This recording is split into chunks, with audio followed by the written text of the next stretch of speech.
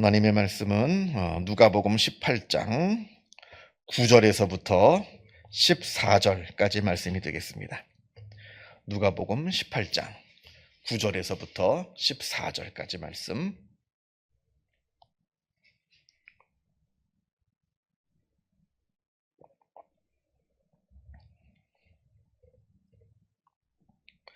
누가복음 18장 9절에서부터 14절 같이 한 목소리로 읽겠습니다. 또 자기를 의롭다고 믿고 다른 사람을 멸시하는 자들에게 이 비유로 말씀하시되 두 사람이 기도하러 성전에 올라가니 하나는 바리새인이요 하나는 세리라.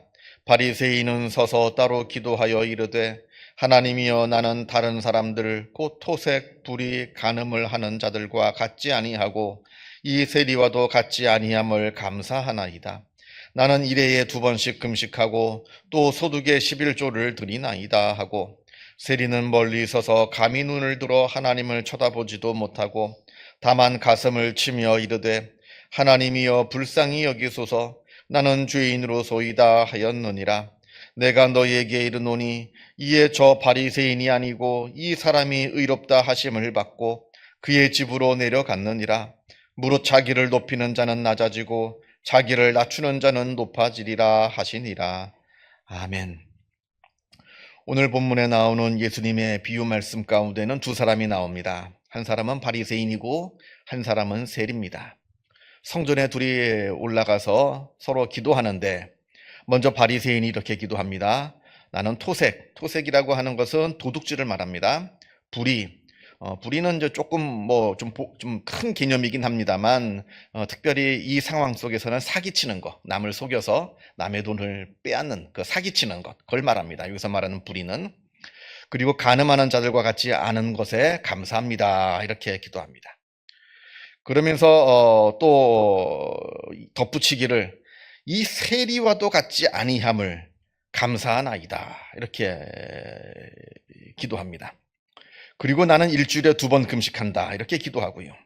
또 소득의 11조를 드리나이다. 나는 11조를 빼먹지 않고 항상 11조를 드립니다. 이렇게 기도합니다. 근데 사실 이 당시 바리새인들은 11조만 드린 게 아니라 사실 정확하게 얘기하면 12조를 드렸다고 합니다. 왜냐하면 내가 돈을 벌었어요. 그 번 돈에 11조를 드리는 건 당연하고 내가 누군가한테 뭘 샀어요. 그러니까 내가 샀으니까 내가 돈을 줬으니까 저 사람이 돈을 번 거겠죠.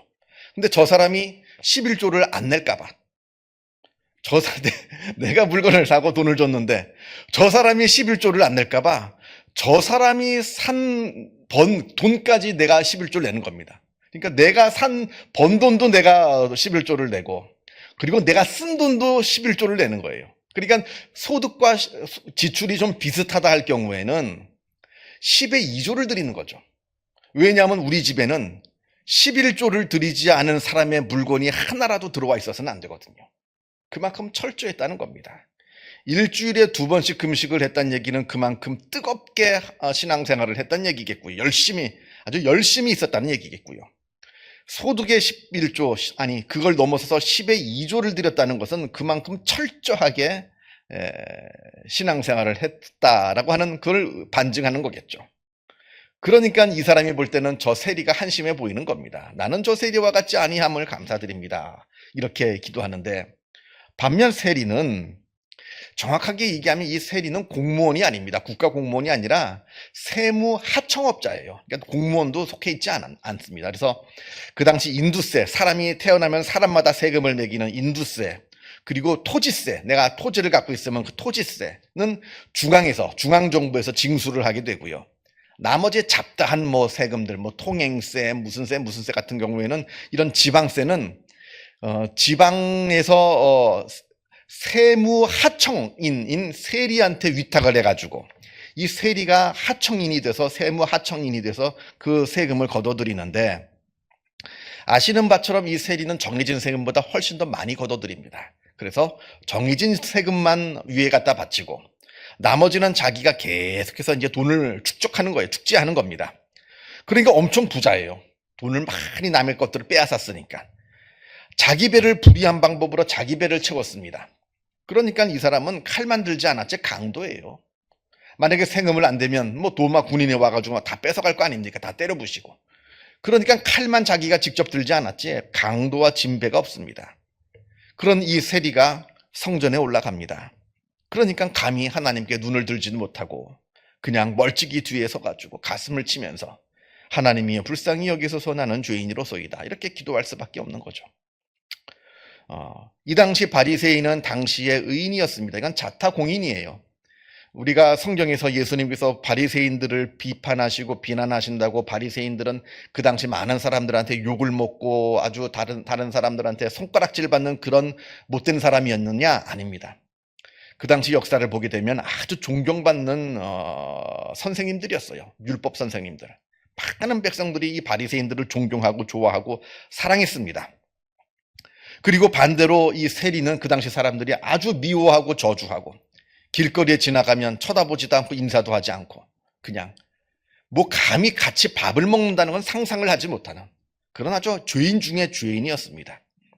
그런데 예수님께서는 제자들에게 저 의로운 바리새인보다 저 죄인된 세리가 더 의롭다 하심을 받고 집으로 돌아갔느니라 이렇게 말도 안 되는 우리가 하도 성경을 읽었으니까 이게 마음속에 뭐 별 부담감 저항감이 없이 우리에게 다가옵니다만 이 당시 사람들이 이 말씀을 처음 들었을 때는 정말 말도 안 되는 굉장한 저항감이 생기는 그런 말씀이었을 겁니다. 그런 말씀을 하시는 겁니다.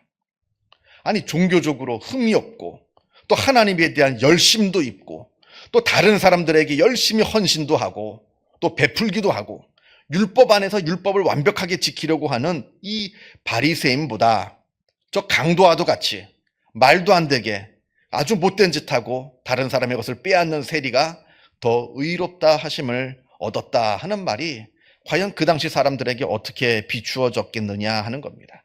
예수님은 도대체 왜 이런 말씀을 하실까?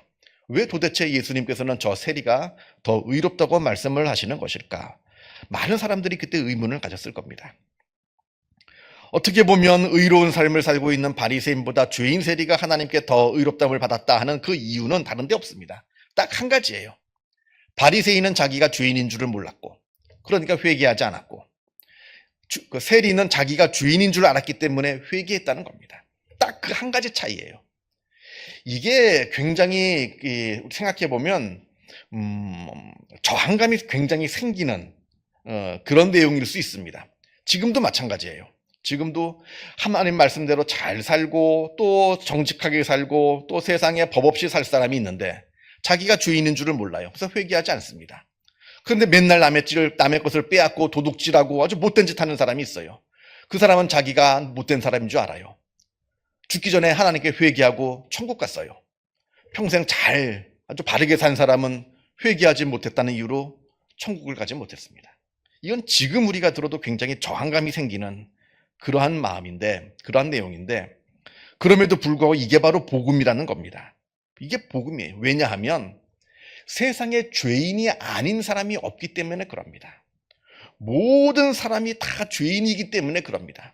꼭 내가 다른 사람의 것을 빼앗고 다른 사람을 사기치고 속이고 뭐 이렇게 간음을 하고 그래야만 죄인이 아니라 몸으로 내 행동으로 그렇게 죄를 져야만 죄인이 아니라 내 마음속에 있는 죄악, 아니 본성적으로 원죄라고 하죠.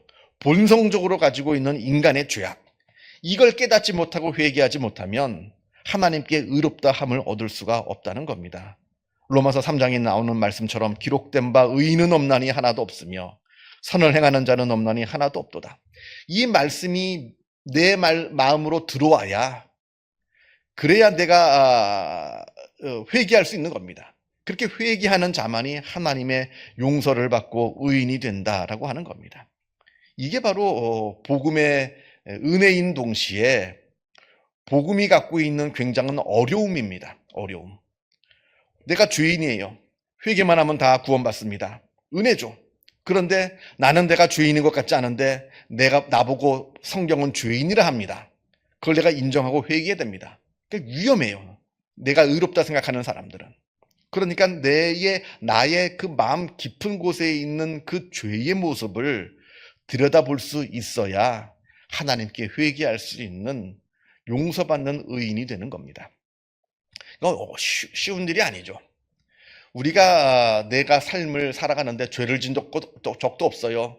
남에게 해를 끼친 적도 없어요. 그런데 성경은 나한테 죄인이래요. 그걸 우리가 깨달아 알아야 되는 겁니다. 내가 내 마음 깊은 곳에 있는 그 죄악들을 발견해야 되는 겁니다. 내 생각 속에 있는 죄악들, 내 마음 속에 있는 죄악들. 그러니까 이 신앙생활은 쉬운 게 아니에요. 내 모습을 깊이 들여다보는 겁니다. 그런데 내가 내 추한 모습을 들여다보는 것은 쉽지가 않습니다.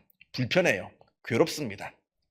사진 찍었는데 사진에 내 얼굴이 밉게 나온 거, 예를 단체 사진을 찍었어요. 친구들하고 뭐 네다섯이서 같이 찍었는데 나만 얼굴이 밉게 나오고 내 친구들은 다 예쁘게 나왔어요.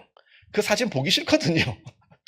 아무리 배경이 예쁘고 그래도 뭐 내 좋아하는 친구들이 있어도 그 사진 보기 싫습니다. 내 얼굴이 밉게 나와서.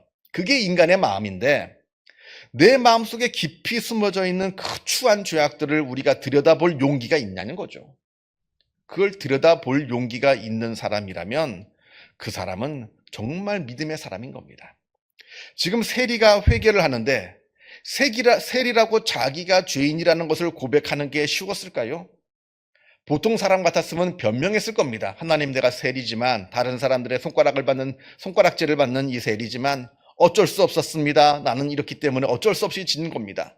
별 변명들을 했을 거예요. 자기가 죄인이라는 걸 인정하지 않고.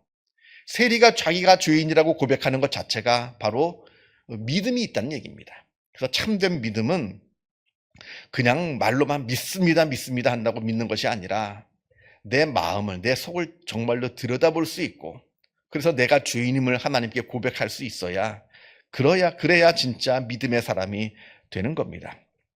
그러니까 하나님께서 우리를 구원하시는데 하나님의 구원의 기준은 뭐냐면 죄가 많고 적음이 아닙니다. 자기의 죄를 인정하고 그 죄를 해결하려고, 그 죄의 문제를 해결하려고 하나님께 나오느냐 나오지 않느냐, 이 문제지 내가 무슨 죄를 얼만큼 졌느냐, 더 많이 졌느냐, 그게 문제가 아니라는 겁니다. 똑같이 물에 빠져 죽어가고 있어요. 구명선이 와서 밧줄을 던집니다. 이 밧줄을 잡으면 구원받을 수 있다고. 내가 물에 빠진 줄 알고 그 밧줄을 붙잡으면 구원받을 수가 있습니다. 그게 회개죠. 그런데 내가 빠진 물이 누가 더 깊은 물에 빠졌느냐, 이거 따지는 거는 의미가 없다는 거예요. 나는 10m짜리 물에 빠졌고 너는 100m짜리의 물에 빠졌고, 그래서 나보다 네가 더 죄인이고, 그건 중요치 않은, 의미가 없다는 겁니다. 똑같이 물에 빠져 죽어가는데 이때 밧줄을 던졌을 때 내가 물에 빠진 줄을 알고 그 밧줄을 붙잡는 자가 바로 살아날 수 있듯이, 내가 죄에 빠졌는데 내가 죄에 빠진 줄 알고 그 하나님의 은혜를 붙잡고 하나님께 회개할 수 있는 그러한 사람이 구원받는다는 겁니다. 그래서 예수님께서 오늘 말씀하고 주시는 그 핵심은 뭐냐면, 교만한 의로움보다는 겸손한 죄가 더 낫다는 겁니다. 교만한 의로움이 무섭다는 겁니다. 근데 우리 믿음 생활을 오래 하고 일명 믿음이 좋다고 하는 여기 앉아 계시는 여러분들, 오죽 믿음이 좋으시면 이렇게 새벽 기도까지 나오시겠어요? 여기 바리새인이 나는 이렇게 자랑하는 것보다 어떻게 보면 여러분들이 더 자랑할 게 많을지도 모릅니다. 우리처럼 일명 믿음이 좋다라고 말하는 그러한 사람들에게 주시는 예수님의 말씀이라는 겁니다. 그래서 이 말씀 생각하시면서 내가 죄인이라 하는 것을 그냥 머리로만 습관적으로만 입술로 고백하는 그러한 형식적인 믿음이 아니라 정말로 내가 죄인인 것을 깨달아서 하나님, 나를 용서하여 주옵소서, 나를 구원하여 주옵소서, 이렇게 기도할 수 있는 참된 믿음의 사람들이 되시기를 주님의 이름으로 축원합니다. 기도하겠습니다. 하늘에 계신 우리 아버지, 아버지의 이름을 거룩하게 하시며 아버지의 나라가 오게 하시며 아버지의 뜻이 하늘에서와 같이 땅에서도 이루어지게 하소서. 오늘 우리에게 일용할 양식을 주시고 우리가 우리에게 잘못한 사람을 용서하여 준 것 같이 우리 죄를 용서하여 주시고 우리를 시험에 빠지지 않게 하시고 악에서 구하소서. 나라와 권능과 영광이 영원히 아버지의 것입니다. 아멘. 자유롭게 기도하시기 바랍니다.